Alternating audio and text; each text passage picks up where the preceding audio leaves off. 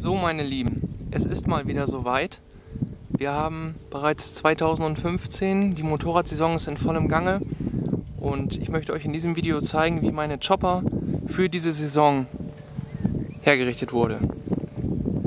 Wenn ihr einmal genau hinschaut, erkennt ihr es aus den anderen Videos, dass immer noch einige Sachen gleich sind, wie für die letzte Saison extra hergerichtet. In diesem Jahr habe ich noch an ein paar Kleinigkeiten gefeilt, und zwar, wenn ihr mal genau hinschaut, seht ihr, dass der Kennzeichenträger anders geworden ist.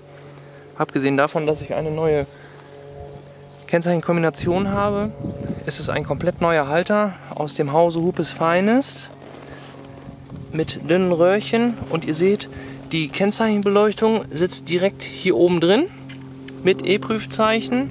Wie ihr wisst, sind alle meine Umbauten mit TÜV. Darauf lege ich sehr viel Wert.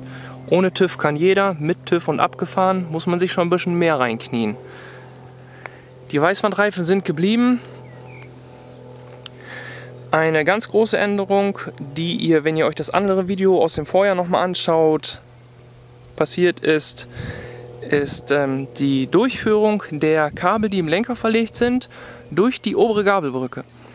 Wenn ihr mal hinseht, wurde hier alles in Absprache mit dem TÜV Nord eine Durchführung eingefräst, schön mit einer Standfräse, und somit liegen die Kabel nicht mehr hier wie vorher neben der Gabelbrücke, sondern schön versteckt durch die Gabelbrücke und werden direkt unten an die originalen Stecker angeschlossen.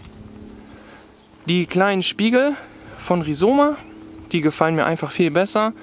Und ich muss sagen, obwohl sie etwas kleiner sind, ist die Sicht nach hinten wirklich toll. Zusätzlich habe ich, und das werdet ihr jetzt mal von der Seite genau sehen können, den Lenker etwas nach unten gedreht. Der war bislang immer stark nach oben gedreht und irgendwie habe ich gedacht, es ist Zeit für was Neues. Ich probiere mal was anderes aus. Ich gehe mal einmal ein Stückchen in die Runde.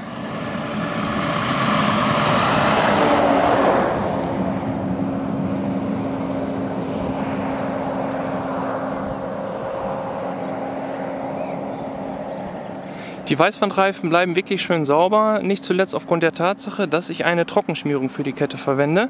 Und wenn ihr mal genau euch die Kette anschaut, seht ihr, die ist absolut goldfarben, so wie im Originalzustand.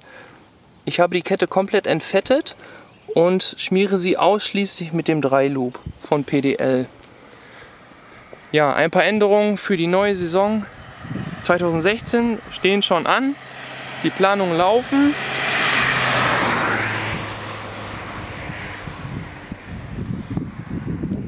Ja, aber das werdet ihr dann im nächsten Jahr sehen.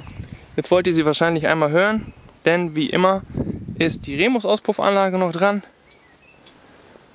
Gefällt mir klanglich immer noch wirklich sehr gut.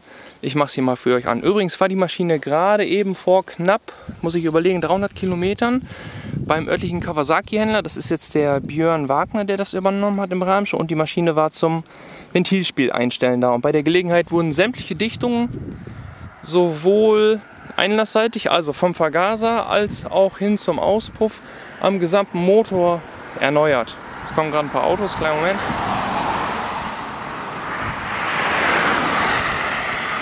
Das heißt, das ganze Motorsystem ist wieder schön dicht und eingestellt. Ich mache es mal einmal für euch an.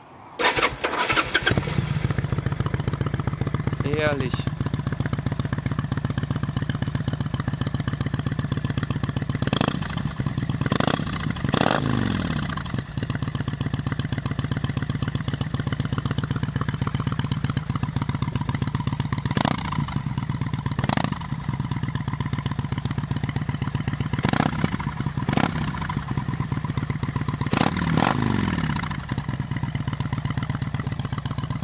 Ja, was soll ich sagen? Der Klang ist einwandfrei, hört sich nach mehr an, als es tatsächlich ist.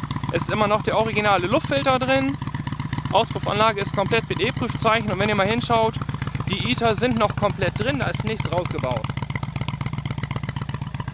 In dem Sinne wünsche ich euch eine schöne Motorradsaison. Wenn ihr Lust habt, nächstes Jahr wieder reinzuschauen, es kommen einige markante Änderungen hinzu. Ich werde es nicht verraten, aber die Planungen laufen, wie gesagt. Mein bester Freund und Schrauber Jochen ist dabei. Schaut doch mal auf seiner Seite vorbei.